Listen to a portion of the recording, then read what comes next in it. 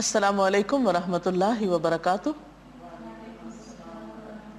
نحمدہ ونصلی علی رسولہ الکریم، اما بعد فاعوذ باللہ من الشیطان الرجیم، بسم اللہ الرحمن الرحیم۔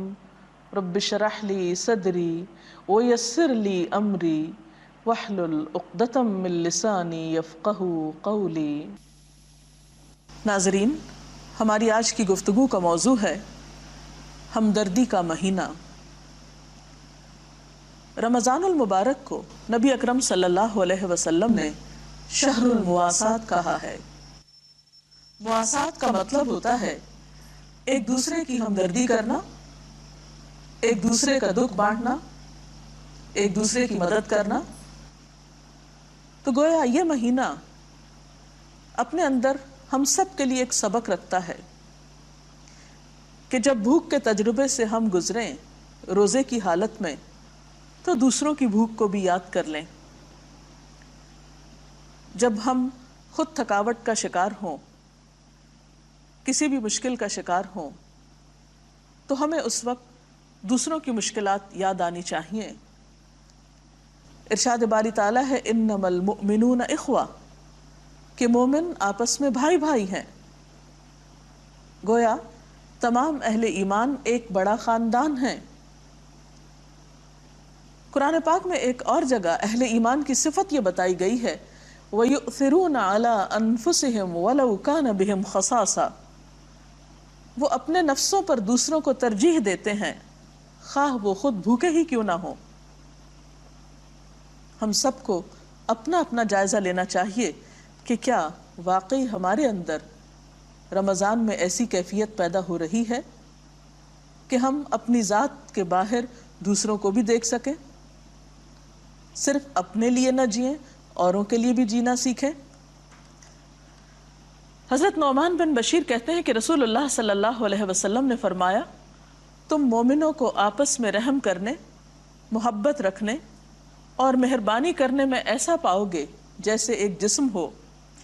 جب جسم کا کوئی عضو دکھتا ہے تو سارے بدن کے اعضاء اس کے دکھ میں شریک ہو جاتے ہیں، اور بیداری اور بخار میں سارا جسم شریک رہتا ہے۔ اب سوال یہ پیدا ہوتا ہے کہ ہم دوسروں کی ہمدردی کس طرح کر سکتے ہیں؟ آپ صلی اللہ علیہ وسلم کی تعلیمات کا جب ہم جائزہ لیتے ہیں تو کچھ چیزیں نکھر کر ہمارے سامنے آتی ہیں۔ انہی کی روشنی میں ہم اس حکم پر عمل کرنے کے بارے میں سوچیں گے۔ تو اس میں پہلی چیز یہ ہے کہ ہمدردی کا ایک بڑا طریقہ ہے کھانا کھلانا، دوسرے کی بھوک مٹانا۔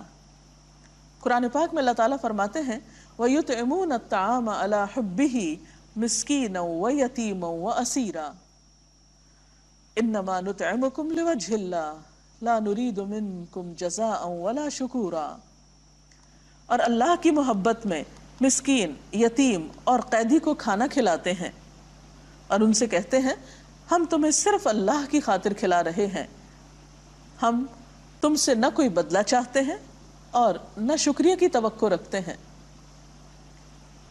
ایک آدمی نے نبی صلی اللہ علیہ وسلم سے پوچھا اسلام کی کون سی خصلت بہترین ہے، یعنی اسلام میں کون سی خوبی سب سے اچھی ہے؟ آپ نے فرمایا کھانا کھلانا اور ہر ایک کو سلام کرنا، خواہ اس کو تم جانتے ہو یا نہیں جانتے۔ حضرت عبداللہ بن عمر بیان کرتے ہیں کہ نبی صلی اللہ علیہ وسلم نے فرمایا کہ خدا رحمان کی بندگی کرو، لوگوں کو کھانا کھلاؤ اور سلام کو رواج دو تو تم سلامتی کے ساتھ جنت میں داخل ہو جاؤ گے۔ حضرت سعد بن عبادہ بیان کرتے ہیں میں نے عرض کیا اے اللہ کے رسول صلی اللہ علیہ وسلم کون سا صدقہ سب سے افضل ہے؟ تو آپ نے فرمایا پانی پلانا۔ تو اس سے اندازہ ہوتا ہے کہ اگر ہم واقعی دوسرے انسانوں کی ہمدردی کرنا چاہتے ہیں تو اس کے لیے ہمیں سب سے پہلے ان کی بنیادی ضروریات کے بارے میں سوچنا ہوگا۔ ہر شخص کو کھانے کی ضرورت ہے۔ ہمیں اپنے آس پاس دائیں بائیں اور قریب کے علاقوں میں سب سے پہلے دیکھنا چاہیے کہ ان میں کوئی ایسا شخص تو نہیں جس کو افطار میں کچھ میسر نہ آیا ہو، جس نے بغیر کچھ کھائے پیے روزہ رکھا ہو، کیونکہ بھوک کی تکلیف شدید تکلیفوں میں سے ہے۔ آپ صلی اللہ علیہ وسلم نے فرمایا کہ وہ شخص مومن نہیں جو خود تو پیٹ بھر کر کھانا کھائے اور اس کا پڑوسی اس کے پاس ہی بھوکا سو رہا ہو۔ یہ اسلام کے بالکل ابتدائی اور بنیادی اخلاق میں سے ہے۔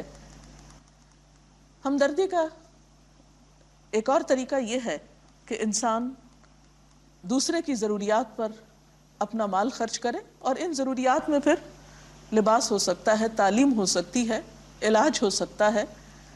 ہر شخص شعور رکھتا ہے، آنکھیں رکھتا ہے، اسے دیکھنا چاہیے کہ اس کے آس پاس کے لوگ کس چیز کے ضرورت مند ہیں، اور جہاں جو چیز ہو اس کے مطابق خرچ کرنا بہترین ہمدردی ہے۔ ہمدردی کا ایک اور طریقہ ہے کسی حقدار کو اس کا حق دلانا۔ ہمارے معاشرے میں بہت سے ایسے لوگ ہو سکتے ہیں جو اپنے بنیادی حقوق سے بھی محروم ہوں۔ اگر ہم کسی بھی طور پر ان کی کوئی مدد کر سکتے ہوں تو ایسا کرنا بھی ہمدردی اور غمخواری کرنا ہے۔ قرآن پاک میں اللہ سبحانہ و تعالیٰ فرماتے ہیں، پس اے مومن رشتہ دار کو اس کا حق دے، مسکین اور مسافر کو۔ یہ طریقہ بہتر ہے ان لوگوں کے لیے جو اللہ کی رضا چاہتے ہیں اور وہی فلاح پانے والے ہیں، یعنی کامیابی کا انحصار اسی پر ہے۔ حضرت ابو ہریرہ کہتے ہیں کہ نبی صلی اللہ علیہ وسلم نے فرمایا، بیوہ عورت اور مسکین کی خبرگیری کرنے والا اللہ کی راہ میں بھاگ دوڑ کرنے والے کی طرح ہے۔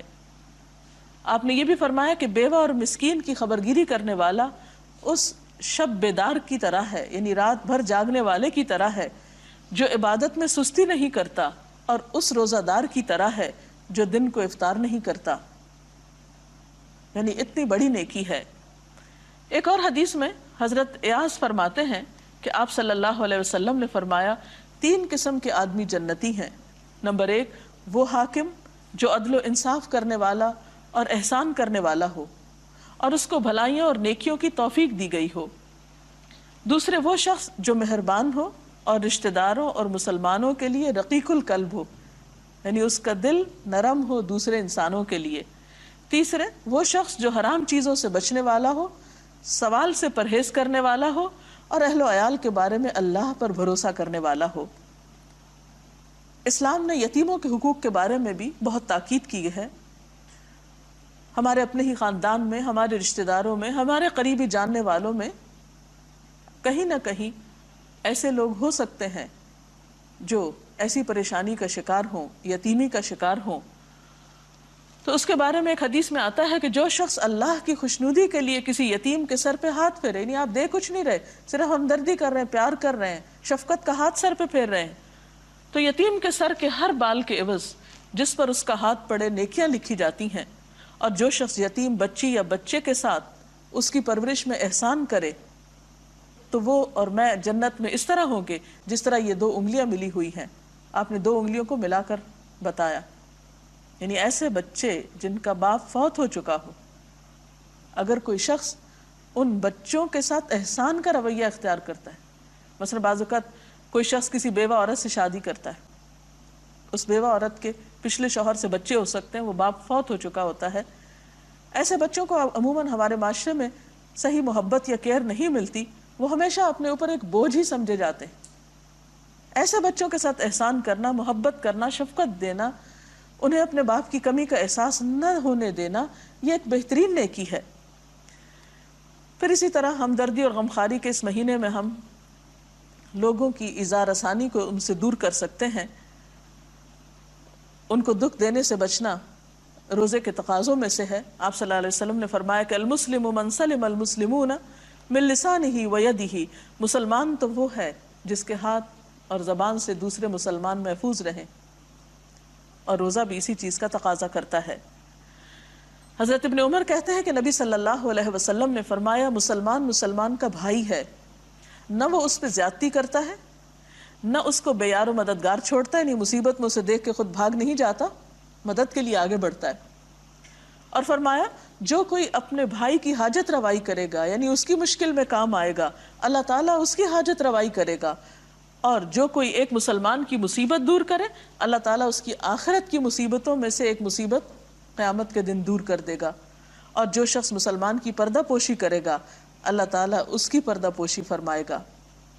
تو اللہ تعالیٰ سے دعا ہے کہ وہ ہمیں ہمدردی اور غمخواری کرنے کے اس مہینے میں حقیقی معنوں میں ایسا دل دے، ایسا احساس دے اور ایسی کوشش کی توفیق دے کہ ہم اس کا حق ادا کر سکیں.